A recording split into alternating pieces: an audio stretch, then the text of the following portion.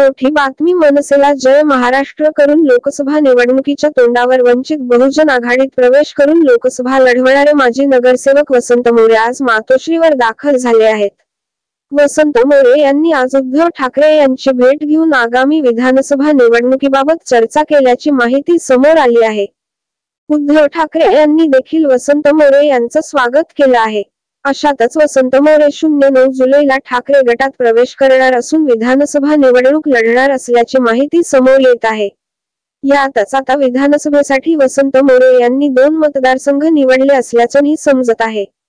लोकसभा निवडणुकीपूर्वी वसंत मोरेंनी मनसेला जय महाराष्ट्र केल्यानंतर त्यांनी शरद पवार यांची देखील भेट घेतली होती। तर वसंत मोरे यांना राष्ट्रवादी काँग्रेससह ठाकरे गट आणि काँग्रेसने देखील पक्षात येण्याची ऑफर दिली होती। मात्र उमेदवारी न मिळाल्याने त्यांनी वंचितचा रस्ता पकडला होता।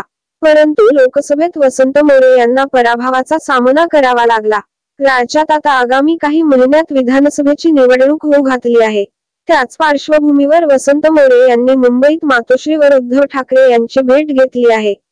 त्यांनी यावेळी विधानसभा निवडणूक लढवण्याची इच्छा व्यक्त केली असून येत्या 09 जुलै रोजी ठाकरे गटात प्रवेश करणार असल्याचेही सांगितले आहे।